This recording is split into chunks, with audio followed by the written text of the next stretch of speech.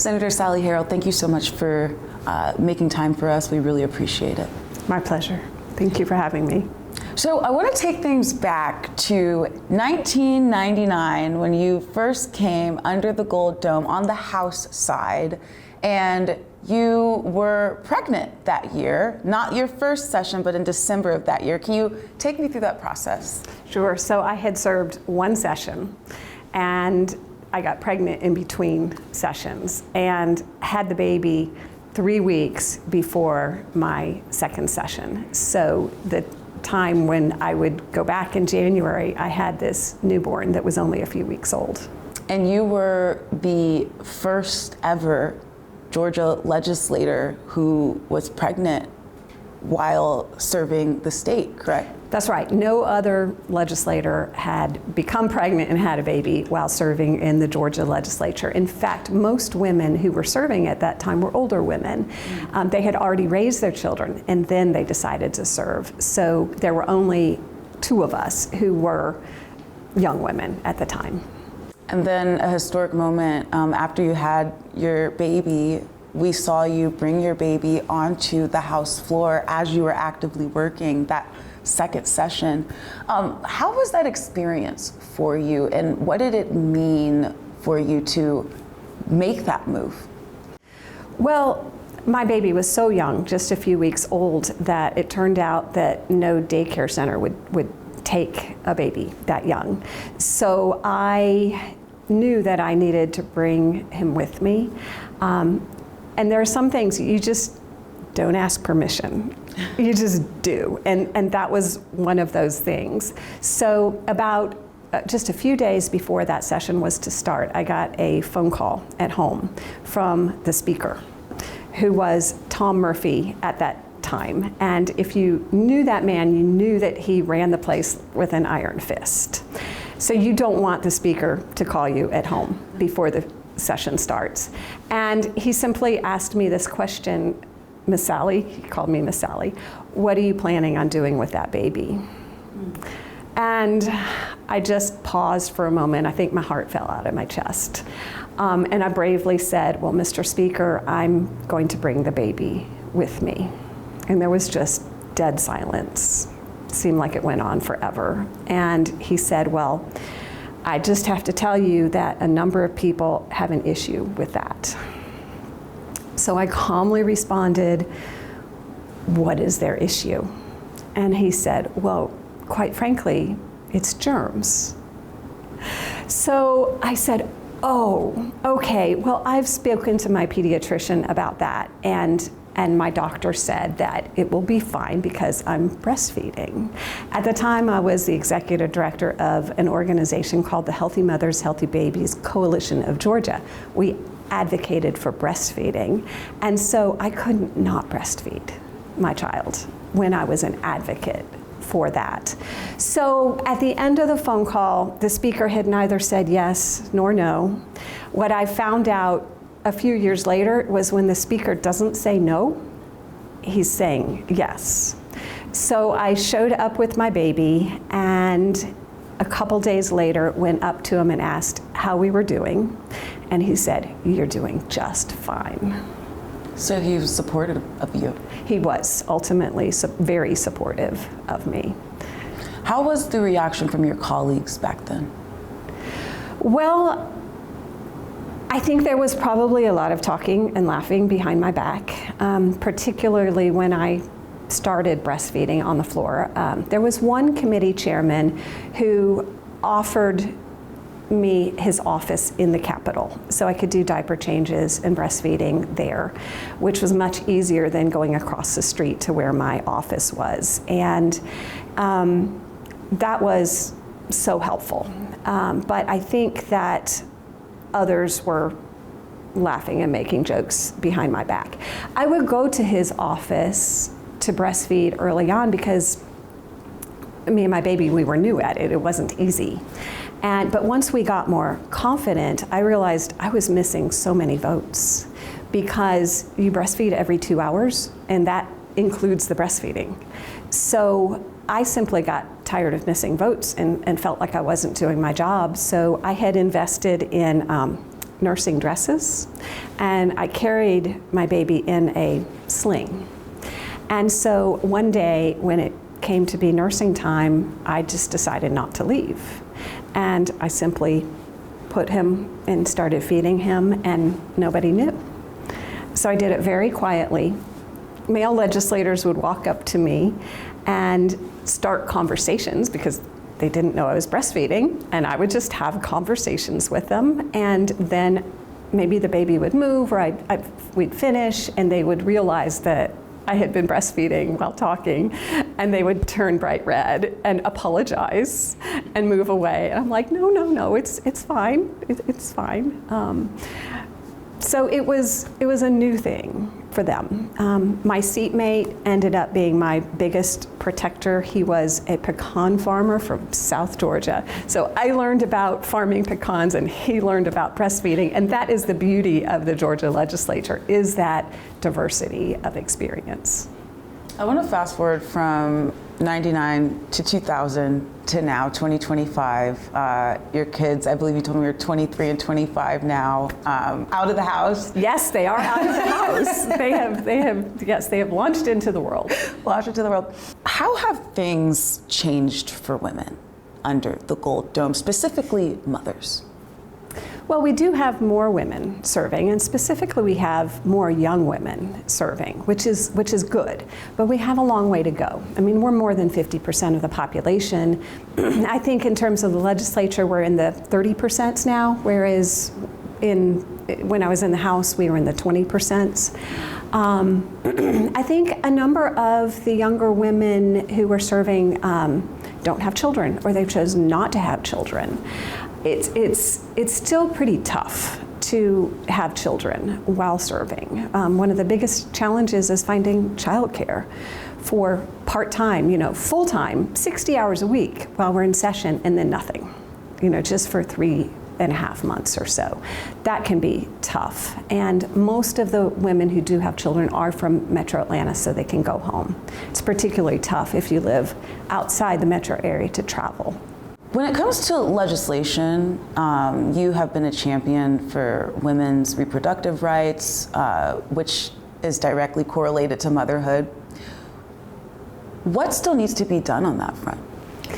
Well, the abortion ban law is problematic for young women. We had a case just toward the end of session where a young woman in Tifton, Georgia was arrested after she miscarried. It was a late miscarriage. It was 19 weeks, but that's before the age of viability. She was arrested for concealing a death and abandonment of a dead body. That is because our abortion ban has a fetal personhood component. That fetus is a person.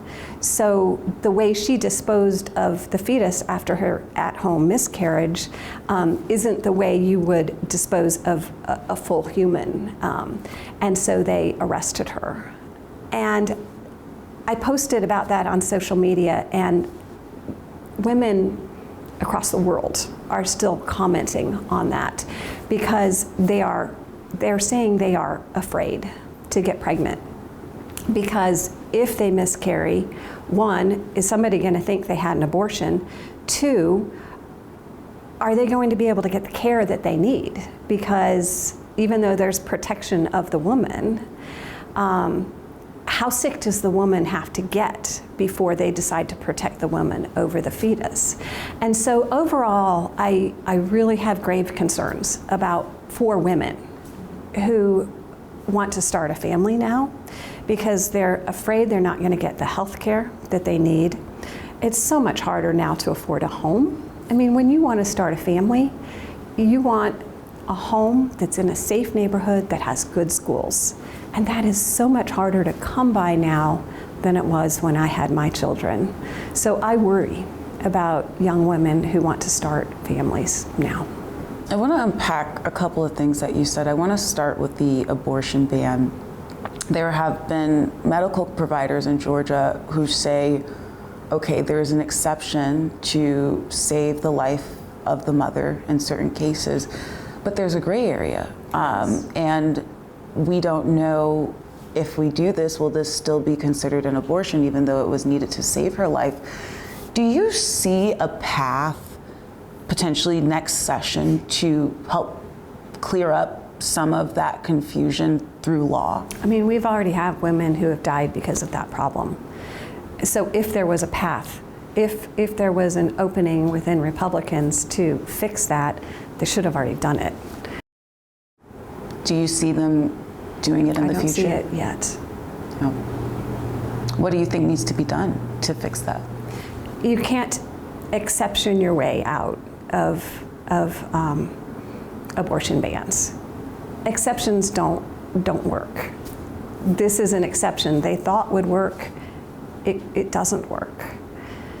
So there needs to be something much more reasonable. The abortion ban that was passed in, what was it? It was my first term in the Senate.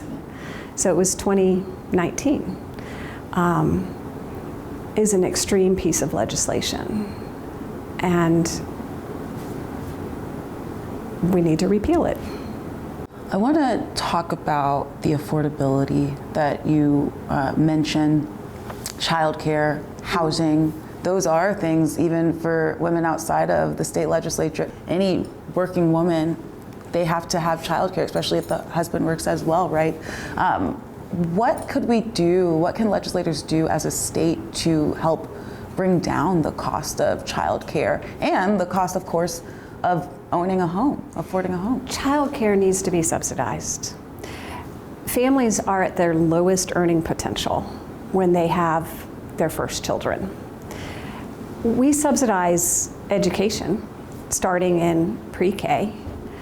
We subsidize college. We subsidize education from pre-K through college, but we don't subsidize childcare. The market cannot pay people enough to hire good quality trained people because childcare really is education. Those early years of brain development, we know how important they are. So it really needs to be subsidized just like pre-K, kindergarten, K through 12, and college. How about on the affordable housing front? I know at least here in Atlanta, Mayor Andre Dickens has made that one of his priorities for his term is to increase that affordable housing. Statewide, it is an issue. I mean, nationwide, it's an issue, people owning homes. What room do you think needs to be done on that front? Well, I mean, housing, we live in a capitalistic society. Housing housing prices based on capitalism. But yet it's an essential need. Other things that are essential needs we regulate, like utilities, electricity. So what we're seeing is we're kind of at a breaking point where capitalism is there's not enough supply. So the prices have escalated. So we need to increase supply in order to bring that price down. Would you go as far as to, some people have suggested regulating developers that are coming in and purchasing certain homes, turning them into rental properties, or purchasing, destroying, building high-rises, driving up the property values and property taxes for neighborhoods? Would there be any regulation on developers? Well, in a way we have that because we have zoning. And I think zoning has worked against affordable housing. So if we do that, we need to do it thoughtfully and carefully so that we equalize the need. I want to ask you about this past session. What were some highlights for you? Of course, there was an uphill battle for Democrats for several pieces of legislation that they were trying to get passed. Democrats really kind of played on the defense coming into sine die.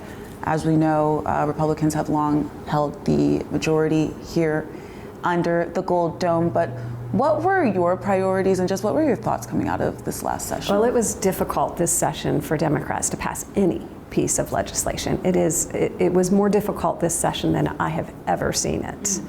But the couple of things that I've worked on, one issue that I've worked on a lot is supporting families who have children with intellectual and developmental disabilities, because we have a huge waiting list for those services, and we've never funded them adequately. I wasn't able to make as much progress in that area as I had wanted to, but I did get a subcommittee under the Mental Health Innovation Commission so that we can work on that issue in the interim. The other issue I worked on is protecting children online. It's a growing area of concern. I know my kids they hit puberty about the same time the smartphone came out, and I was so worried about their safety. But there really wasn't anyone else who was worried. You know, there weren't any books to read about how to protect my children because it was so brand new. And it's taken about 10 years for enough other people to have children who are coming to that age where it's like, do we give them a smartphone? And they're getting concerned. So this kind of collective interest in saying to the digital companies, no, it's not the Wild West anymore. You can't just do whatever you want to do. You need to make sure that my children are safe when they go online. So I started working on that issue. I had two moms who came to me from my district whose children had found a chatbot. It's a new thing. It was a chatbot that was marketed to children, and they got into it, and it immediately got into sexually explicit material. And these were 9 and 10-year-olds. So the mom came to me just so concerned, what can you do about this? And there was another bill that dealt with sexually explicit images. So we wrote an amendment to that bill and talked a Republican into including the amendment for chatbots in his bill, and it started to move forward, but it did get stuck in Senate rules. So I plan to take that up again next session. In fact, I have authored a study committee resolution. I'm waiting to see if the Lieutenant Governor funds it, to look at online activities of children and their safety. I think it's an issue that Democrats and Republicans can come together and work on. And then can I ask you, there is new leadership for the Georgia Democratic Party now. Mm-hmm. What are your thoughts on this new leadership and just going forward? Of course, all eyes are on 2026, 2 big races there. Right. I think it's good that the State Democratic Party changed it to a paid position so that it's year-round, because it requires that level of dedication. And Charlie Bailey, I know he ran for lieutenant governor. Was it 20? I think it was in 2020. And so I remember him on the campaign trail, and he had a lot of energy and enthusiasm and good ideas. And so I'm looking forward to seeing what he does. It's very important. My last question for you, Senator Harrell, your episode, this will be airing during Mother's Day. Yes. Just a message to all of the mothers out there in Georgia. Hang in there. The most important thing you can do for your child is to love them no matter what, and tell them that you're proud of them. Senator Harrell, thank you so much for your time. We really appreciate it. And happy Mother's Day to you too. Thank you so much, and thank you for having me.